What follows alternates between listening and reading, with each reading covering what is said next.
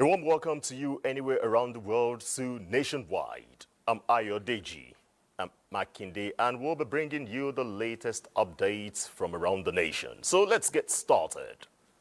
President of the Senate, Godswill Akpabio, has called on parliamentarians all over the world to stand in partnership and commit to peace, justice and shared destiny.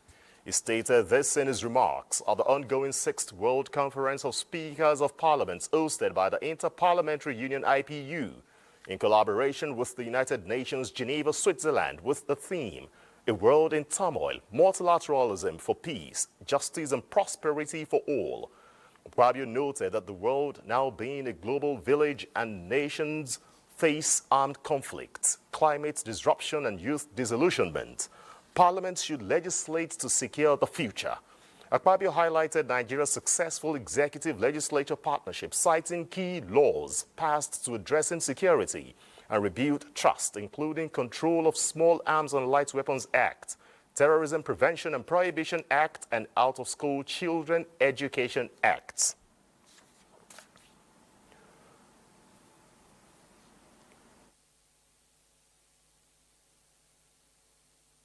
We must not simply convene, we must command. Let us build and bind our futures, not only in treaties, but in tenacity, and remain paragons of purpose.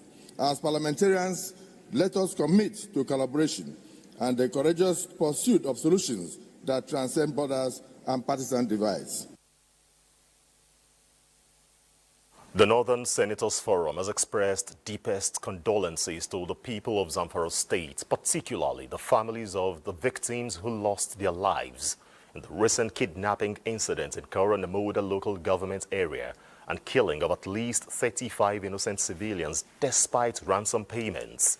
In a statement, Chairman of the Forum, Senator Abdulaziz Yedua, condemns the heinous act, adding that the Forum stands in solidarity with the people of Zamfara State during this difficult time and prayed that Allah grants the departed souls eternal rest.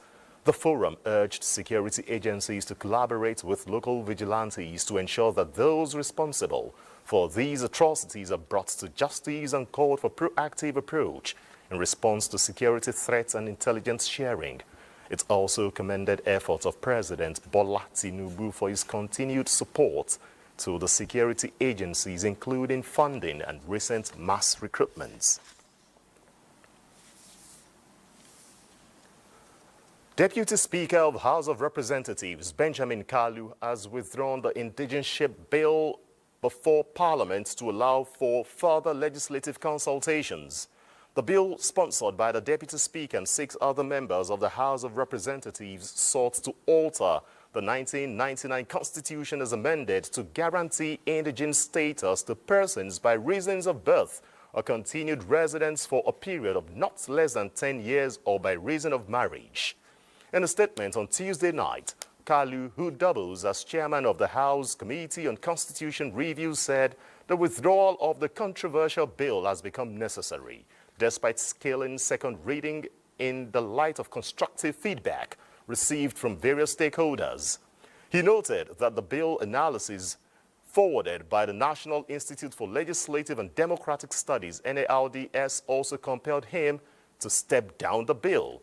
Although the intention of the bill was to promote national unity, equity, and inclusiveness among all Nigerians, regardless of where they reside, part of the NILDS reports recommend that the state houses of assembly should make laws for settlers in different states to enjoy the same rights and privileges of indigents. The bill was also criticized over the prospect of conferring double or multiple indigent status on persons. Elsewhere, Nigeria's First Lady Oluremi Tinubu wants parents to teach their children the importance of kindness and compassion, noting that though friendship, a united and more peaceful world can be built. This is in a statement marking this year's International Day of Friendship. The day, she says, is a reminder of the bonds that unite people across cultures, religions, traditions, borders, and backgrounds. While noting that we live in a world often divided by conflicts and misunderstandings, the First Lady urges Nigerians to embrace empathy, celebrates diversity and promotes harmony in various communities.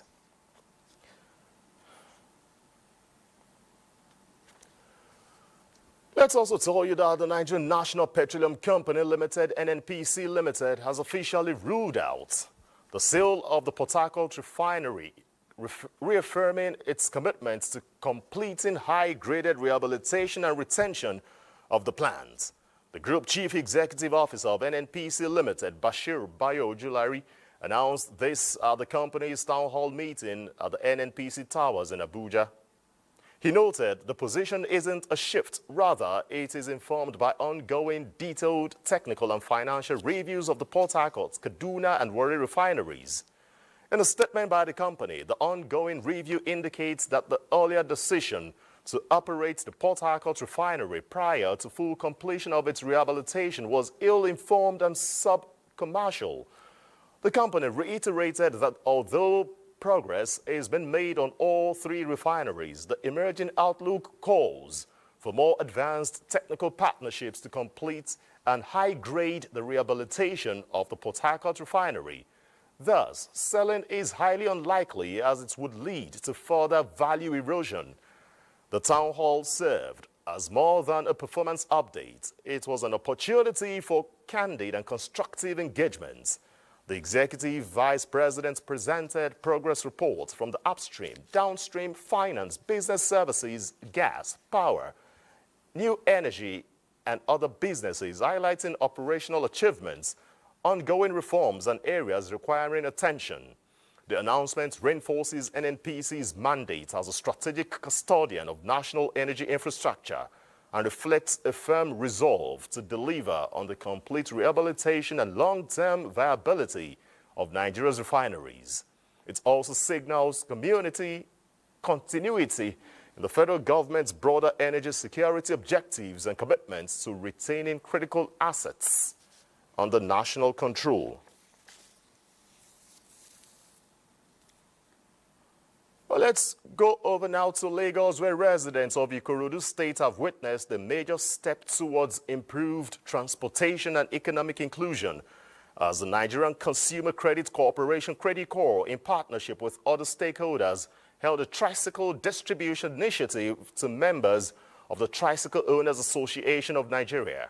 Onyikonsola Ojelade was there and now reports. Has come to an average Nigerian as President Bola Tinubu's consumer credit scheme begins to take shape. A bold step aimed at making essential products and services more accessible to everyday citizens. In Ikorodu, Lagos State, Credit Corp, in collaboration with Subcity Global Project, Letshego Microfinance Bank, and Simba TVS, distributed tricycles to beneficiaries, fully financed through structured and affordable repayment plans. This is what dignity looks like. This is what structured empowerment means to all as Nigerians. The true strength of this model lies in its structure. Recipients do not have to pay everything upfront. They receive their vehicles now. They begin to work now. They earn income now.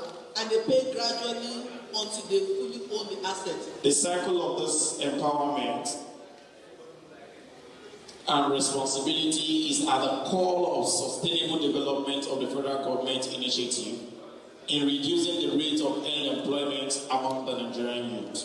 We look forward to continue this project and to expand it and to get more people to be empowered, to be economically supported, and to create more development within the economic sectors. To the beneficiaries, this is more than just a week. It's a chance to take control of your journey.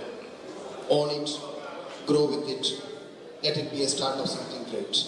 The initiative, they say, is expected to touch more lives, promote financial inclusion, and drive economic growth from the grassroots. In Lagos, Onyikonsola Ojelade, NTA News. Now, when you empower a woman, you strengthen a nation. That's the belief driving the Small and Medium Enterprises Development Agency of Nigeria, SMEDAN, as it launches the first ever Grow Her Accelerator program aimed at helping women scale up their businesses and tap into global markets. Muplan Dakok reports. The Director General of SMEDAN, along with others, personally took to the whiteboard, teaching the group of women entrepreneurs drawn from across Nigeria the practical tools of business growth. The program aims to empower at least 100 women annually through capacity building, mentorship, and access to finance. What we're trying to achieve basically is to make sure that we actually accelerate all our small business owners who are female-owned and female-led that are here. So those that are actually micro businesses, we accelerate them to becoming small businesses. Those that are small, we accelerate them to becoming medium, and those that are medium, accelerate them to becoming large enterprises. We are providing a training program which allows people to understand key features in scaling, in growing their businesses. One of the participants, Onyinyechi Ahanotu, describes the opportunity as a turning point in her entrepreneurial journey. I have about 5 staff, permanent staff, and over 15 ad hoc staff. But after this program, I now know I need to expand my visibility and also my production levels. The initiative is backed by GIG and stands as an example of how targeted support can unlock the potential of women-led enterprises. In Abuja, Muplang Dakok, NTA News. Mega minds of the 2025 Promasidor's Cowbellpedia have emerged after an academic standoff among 132 students. Lanre Bilei, who was at the celebration of these promising young Nigerians, will tell us more. Play 60 seconds of fame. Promasidor's Cowbellpedia has become a vista for young promising Nigerians to test their academic excellence, and the 2025 edition is not an exception. Out of 20,000 applicants, 132 qualified for the last stage of the Cowbellpedia academic exercise. Promasidor, makers of the diary Cowbell products, congratulated these young Nigerians for their brilliance and reiterated the company's commitment towards playing a nurturing role for the next generation of problem solvers and critical thinkers. At Promasidor, we believe that education is the foundation of success. For years, Cowbell has been nourishing bodies, but with this competition, it is a manifestation of the essence of the brand. We are here to celebrate every student who participated in Cowbellpedia. We are happy to say that you've done a very good thing to push yourself out of your comfort zone. It's a platform where dreams are nurtured, talents are discovered, and futures are shaped. For these young champions, this is a defining moment of their dreams and aspirations. If you're doubting yourself or you're ever feeling down, this is a confirmation. I must not lose my focus with God. I must work with Him. I also be diligent in my studies. Parents basked in the euphoria of the spotlight on their kids and expressed their gratitude to Promasidor. I'm so glad with what has happened today, that a great seed like this come out from my family. Tricycle has always been a dogged fighter, and whenever he says I want to go in for something, tell him it's academic, we always support him. Winners in the parents, schools and teachers categories also had their time of recognition. In Lagos, Lanre Bilei, NTA News. The federal government has appointed Olumode Samuel Adeyemi as the new Controller General of the Federal Fire Service effective August 14, 2025. He succeeds Abdulganiyu Ololajaji, who retires on August 13 after attaining the mandatory retirement age of 60. Adeyemi, a seasoned officer, has risen through the ranks after transferring from the FCT Fire Service. With a strong background in human resources, he has attended key command and in-service trainings both in Nigeria and abroad. The board commends the outgoing CG, Jaji Abdulganiyu, for his years of service and contributions to the growth of the Federal Fire Service.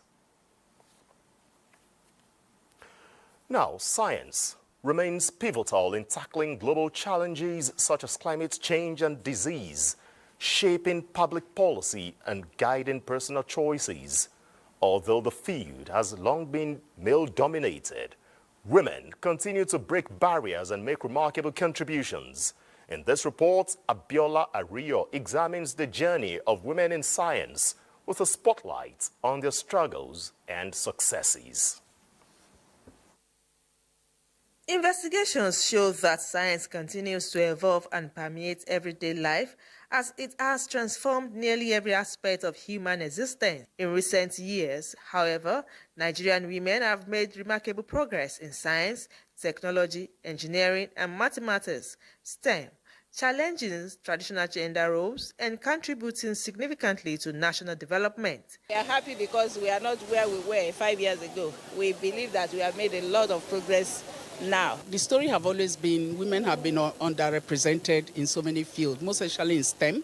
The challenges are there, but there is improvement. The major challenge is balancing the responsibilities in the home with academic pursuits. Stakeholders agree that the support of STEM-focused organizations and initiatives aimed at empowering women in science in developing countries, including Nigeria, has been instrumental in driving these success stories. In Akure, Abiola Ariyo, NTA News. Now let's still stay in Akure there and join Paul Omokago, who will highlight some of the feats women are making in science. Now, Paul, let's have a feel of what's really ongoing there.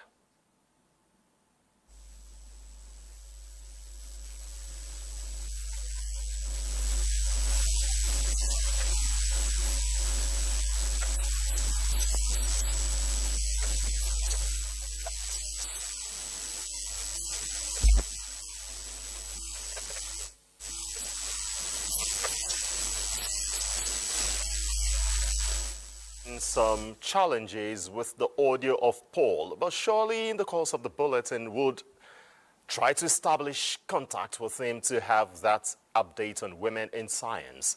But Nationwide continues now in our Sokoto Network Center, and Sadia will be our guide.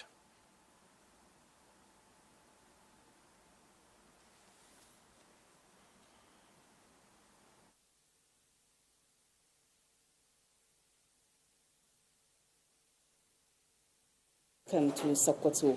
In a renewed effort to boost agricultural productivity and support for rural farmers, the Sokoto state government has procured 250 tractors and launched a sale and distribution of assorted fertilizers and other farm inputs valued at more than 5 billion naira at subsidized rates. Governor Ahmed Aliyu, who flagged off the exercise in Godabawa local government area, explains that the move follows a strategic policy shift due to the activities of unpatriotic elements that comprised previous free inputs distribution. Elata Abdullahi reports. Each beneficiary received a bag of fertilizer, 3 liters of pesticides, and a bag of improved seeds. A bag of NPK is being sold at a subsidized rate of 28,000 naira, while urea goes for 29,800 naira, reflecting a 40% government subsidy, while other key inputs are distributed free of charge. Flagging off the exercise, Governor Ahmed Aliyu says his administration has designed a comprehensive blueprint to drive agricultural transformation in line with his administration's Courage 9-point SMART agenda. Agricultural mechanization is key to achieving our dream in food security. This is a clear testament and commitment to our government to encourage large-scale farmers in the state. Commissioner for Agriculture Muhammad Tukur Al-Kali and his counterpart at the Ministry for Local Governments and Chieftaincy Affairs, Ibrahim Dadadari, commended the governor's unwavering support toward revitalizing the state's agricultural sector. All this achievement were as a result of this administration commitment. The prohibition of this fertilizer will certainly affect directly, positively, and will reduce the burden among our people. I want to assure Your Excellency and the good people of Sokoto State that the committee has worked tirelessly to ensure its success.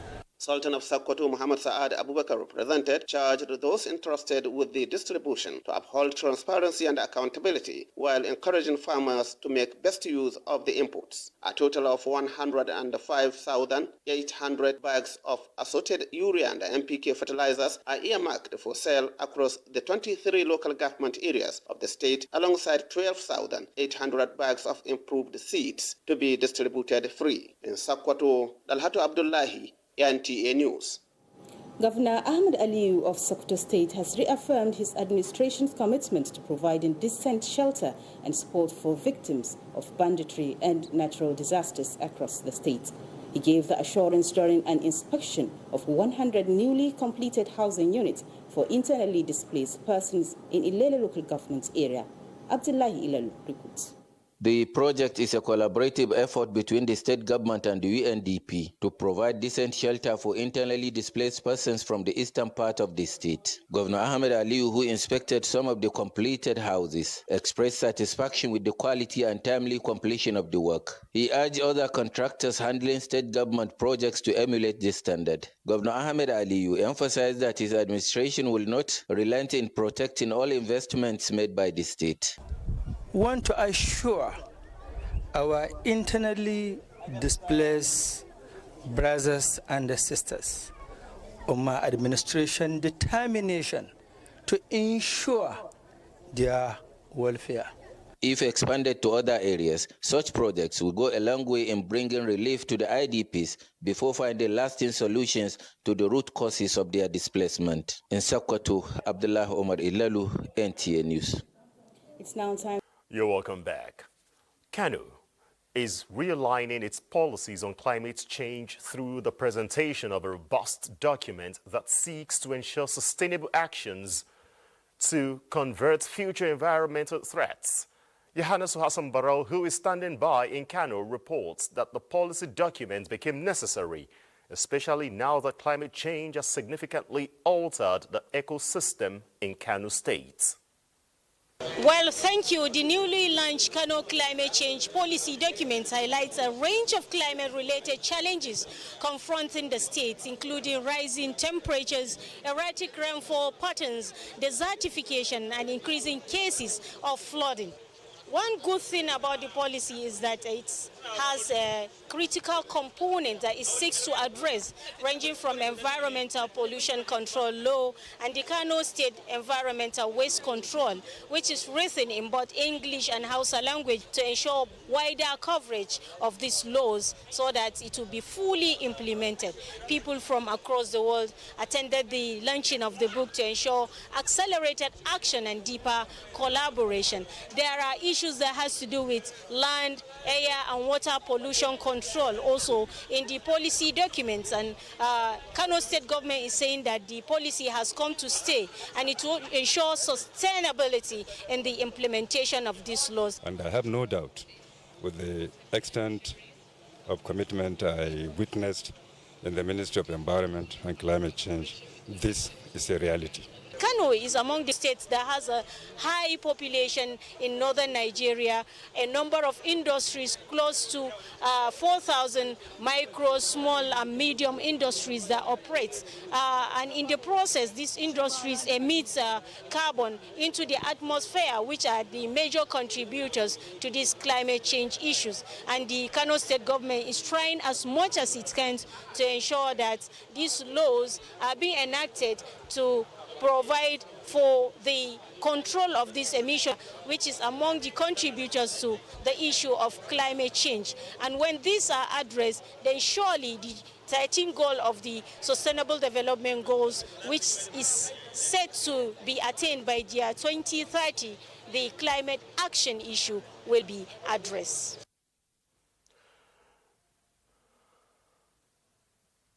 Thanks so much, Yohannes, for that update out there in Kano.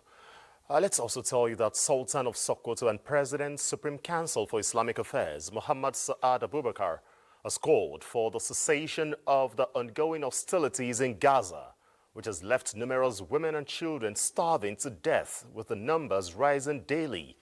The Sultan, who doubles as co-president of the Religion for Peace World Council, was speaking against the scary statistics published by the World Health Organization at the World Council meeting held in the ancient city of Istanbul in Turkey. Correspondent Abubakar Akwanga reports. This place every 5 years, last held in Indal, Germany, and had about 60 countries in attendance, with faithfuls of numerous religions like the Hindu, Baha'i, Catholics, Anglicans, Jewish, and Muslims, as well as Orthodox Coptic Church in attendance. The Patriarch of the city of Constantinople, Bartholomew I, gave a keynote address espousing the desirability for a global alliance of conscience and restoration of the original value systems embedded in all religions and shared by all humanity in order to achieve peace and social harmony in the world. The two main sessions featured extensively examination of the debt burden on low-income societies, as well as a session of faith, dignity, and artificial intelligence, with the attendant concerns of its effect on various cultures and religions. During his presentation within the second session of the debt crisis in underprivileged societies, Sultan Sahad examined the impact of huge debt burdens on the economies of developing countries, its consequences, as well as ramifications, and proceeded to recommend immediate debt cancellation for low-income group countries all over the world in order to tackle the wealth imbalance, abolish past exploitative policies, as well as reduce poverty by equitable redistribution of wealth all over the world.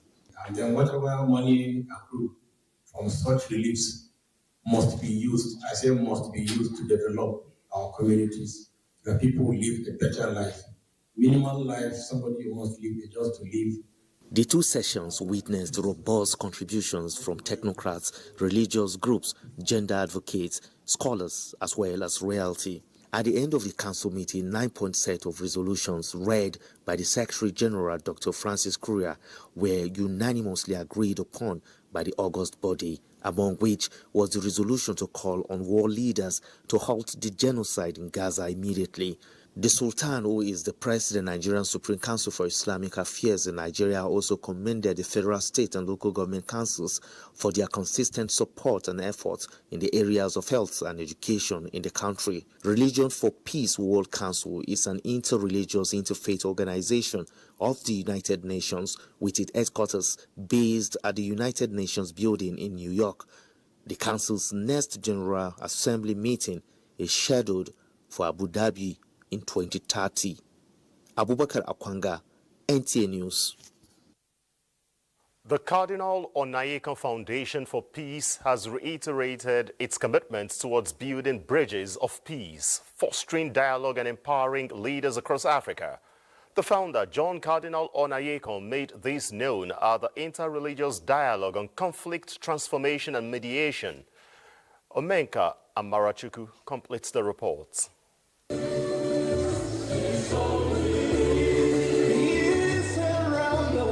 The Cardinal Onaiyekan Foundation was born out of vision of His Eminence John Cardinal Onaiyekan for the promotion of peace among African countries and the world at large. Despite the 15-year journey towards transformative peace building across Africa and beyond, the foundation is providing another opportunity for participants at the 2025-2026 Fellowship Program by inspiring and equipping them as leaders to work together and genuinely build a common ground for peace. Our COFP Fellowship is one of our most cherished instruments to that end. It is a transformative journey that creates space where minds are challenged, perspectives are broadened, and lives are therefore changed.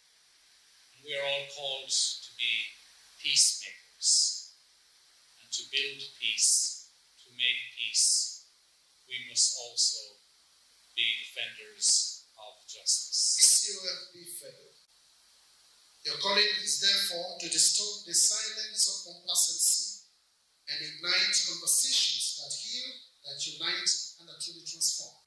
The 8 seats of the fellowship will undergo training on peace building, harmonious existence, and transformative development through social justice dialogue and resilience building. In Abuja, Uminka Mrachku, NTA News. And banditry have left deep scars in communities across Nigeria, including Niger State, with many victims, especially women, struggling to reintegrate into the society. To address this, the Development Research and Project Center, in partnership with the Federation of Muslim Women Association in Nigeria, has organized a sensitization workshop for service providers. The workshop focuses on the religious perspective of preventing gender-based violence and supporting survivors, promoting a more compassionate and inclusive approach to reintegration. Correspondent Fatima Usman reports. 27 women and children were rescued from kidnappers and bandits in Niger State from 2 local government areas 3 weeks ago. The survivors, mostly women and children, with some among them married to their abductors, are either nursing or pregnant and thus willing to return to the kidnappers' den rather than face stigmatization in their communities. This informed the sensitization workshop by the Development Research and Project Center under its Muslim Opinion Leaders Prevention of Gender-Based Violence in Northern Nigerian program, in collaboration with the Federation of Muslim Women Association in Nigeria. The idea is to ensure that these survivors did not face stigmatization and did not face victimization and are accepted back into the community seamlessly. The essence is for them to employ the religious mind, and that's why we involve the two religious organizations. Supported by Ford Foundation, the organizers are engaging religious leaders to use the scriptures to in turn prepare service providers, government officials, and security agencies in Niger State on how best to deal with the prospective challenges of survivors after profiling and rehabilitation. In Mina, I am Fatima Usman, NTA News. From Niger State, let's cross over to the food basket of the nation, where in our Makurdi Network Center, Charles will be giving us the next set of reports. Thank you, Ayodeji, and a warm welcome to Makurdi. Deputy Director Programs Asabe Akmodi has taken over the mantle of leadership as Zonal Director of NTA Network Center Makurdi. This follows the recent redeployment of the former Zonal Director of the center, Pam Dumnyam, to NTA headquarters, Abuja. Masefan Dankaro has the details. So on behalf of management and my humble self, congratulations and welcome. That's the ceremonial handover of leadership baton by the outgoing Zonal Director, NTA Network Center Makurdi, Pam Dumnyam, to his successor, Asabe Akmodi. I call on the management to cooperate with her to succeed, to ensure that the house, NTA Network Center Makurdi, does not fail. In everything we do is God first. It's when He wills it, we'll be able to do. But then, I would like to urge us, please, to have very cordial working relationship. The new Zonal Director was later conducted around the facilities to evaluate the needs in the area of infrastructure, equipment, and overall general working environment. In quick succession, the acting Zonal Director had held a series of management meetings identifying challenges and setting targets as a way forward. During the expanded staff general meeting, she emphasized for change of attitude, conducive working environment, and staff welfare as necessary factors for meaningful productivity. She assured them of strengthening ties with relevant authorities to ensure sustainable operational success. Starting on a very clean slate, and our goal is to make Makurdi Network Center hold its pride of place. Management and staff of the center expressed commitment to work with her to turn around the fortunes of the authority. Strive the much we can to ensure you succeed in your mandate in this network center. Asabe Akmodi assumed duty as Zonal Director of NTA Network Center Makurdi on July 15, 2025. In Makurdi, Masafan Dankaro, NTA News. As we talk security, the Benue state government has reiterated its determination to synergize with the security agencies in the state towards addressing security challenges. Director General, Bureau of Special Projects and Infrastructure, Professor Gabriel Akpen, gave the assurance while receiving officers of the new Navy Special Operations Command at his office in Makurdi. Grace Anyalewa Ichekpa has more. Navy Special Operations Command Headquarters, Makurdi, Benue State, was established in response to the emerging security challenges in the state and other parts of north-central Nigeria. This informed the visit of the Navy Special Operations Command to the Bureau of Special Projects, Benue State, to synergize on best possible ways of a takeoff of road construction to the site. I've had a very fruitful interaction with the Director General, and he has assured us that everything is being done. Director General, Bureau of Special Projects, Professor Gabriel Akpen, assured the command of the state government's resolve to fast-track logistics support towards ensuring a speedy takeoff of the road project. I'm happy to announce to you that this is the design. We have done the costing. We have done the costing of the road. So by the time our principal is back, we'll just give us the final approval to commence the procurement process. He further stated that the establishment of the Special Operations Command in the state has renewed the hope of the state amidst daunting security challenges. The Navy Special Command operations is to focus on rapid deployment and elite ground operations to support internal security efforts and to complement the existing naval and other security forces. In Makurdi, Grace Anyalewa Ichekpa, NTA News. And that's the size of our contribution from Makurdi at the moment. Nationwide continues in Abuja. You're welcome back. In a bid to avert a looming industrial action in the health sector, the Minister of Labour and Employment, Muhammad Maigari Dingyadi, has called on the National Association of Nigerian Nurses and Midwives to suspend their planned strike and return to the negotiation table. The minister, who met with representatives of the association, emphasized that industrial action is not the best in terms of resolving disputes, especially within the healthcare sector. He assured the nurses and midwives that the government is actively working to address their concerns and urged continued engagement through peaceful dialogue.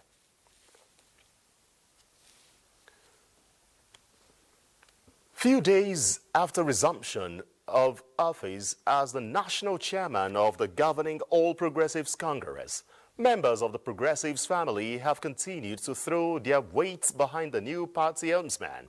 Political correspondent Abubakar Akwanga reports that amongst early callers were the League of APC professionals who carried out solidarity rally to the National Secretariat to commend the choice of Professor Nentawe Wadda as the national chairman to run the affairs of the party and assured of unflinching support at all times.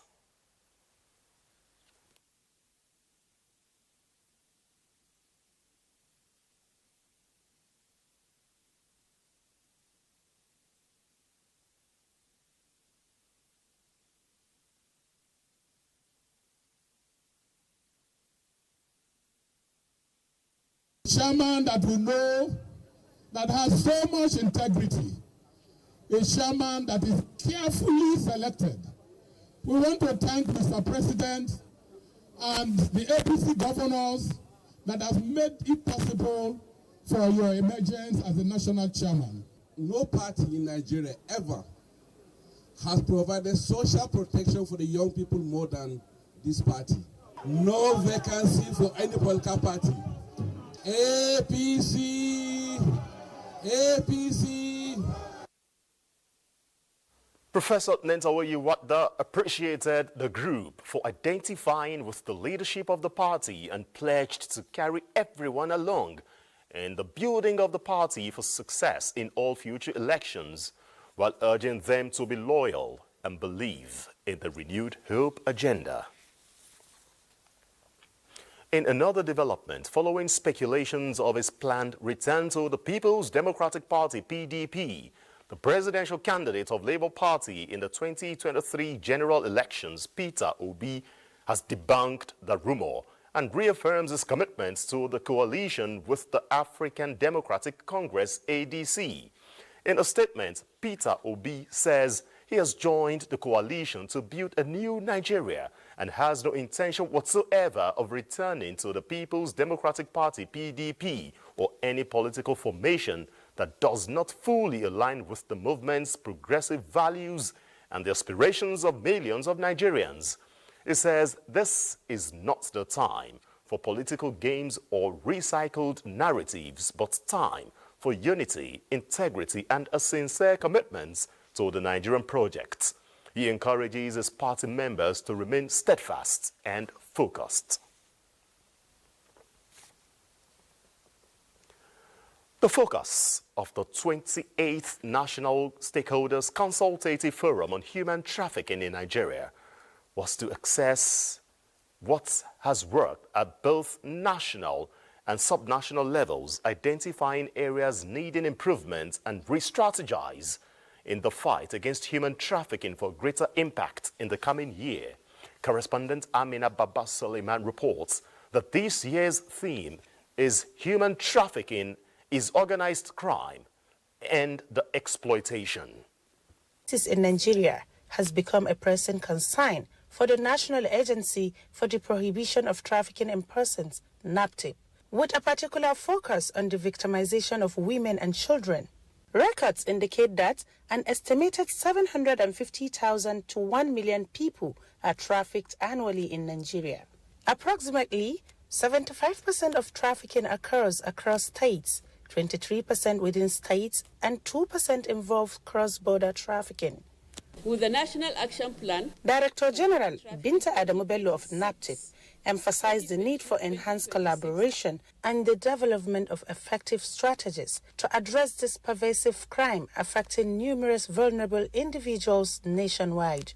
NAPTIP, in collaboration with the International Center for Migration, Policy Development, and ECOWAS, has been working diligently to domesticate and adopt the ECOWAS TIP Plus strategy against human trafficking, and we will all succeed by the grace of God. It is an unwavering commitment and a powerful message to the political will and the institutional resolve to make trafficking in persons a national priority and a shared responsibility. It is no longer a crime that can be addressed in isolation. As the global community unites to combat human trafficking, NAPTIP's consultative forum serves as a beacon of hope for the vulnerable. Amina Baba Suleiman, NTA News. Amidst the numerous temptations that could make a legal practitioner to engage in misconduct while on the job, the Nigerian Bar Association is pressing on with its mentoring of young lawyers on the proper work ethics to sustain their legal practice. In the legal profession, because the mentoring privilege that we were used to has gone. Now, this is a replacement of what we had lost. At such a time as this, we have to be patient. We have to persevere. We have to be prayerful.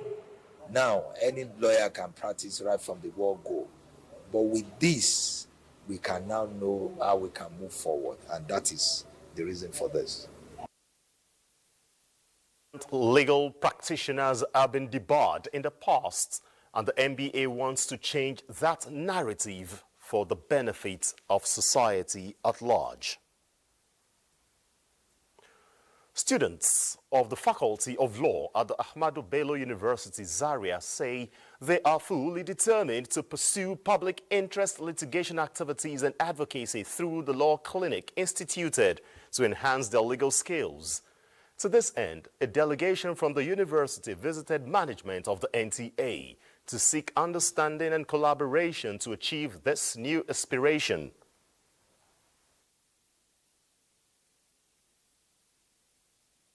Well, we're hoping to build a relationship with the National Television Authority, Nigerian Television Authority. We're hoping that we're going to partner with them and hopefully see how we can make our faculty better, our institution better enough. Director General of the NTA, represented by the Executive Director Special Duties Ibrahim Aliyu, says the NTA is reinventing itself for better service delivery in line with its mandate. With Nigerian Society of International Law, in order to ensure that your aims and objective has been achieved. The expected collaboration between the ABU law students and the NTA is in line with the commitment of the largest television network in Africa to top quality broadcasting and advancing societal values of the country's unity. All right, sir. Let's tell you that exercise strategic national security and extranics designed to enhance the capabilities of Nigeria's armed forces has opened at the National Defense College, Abuja, with the aim of fostering collaboration and joint planning.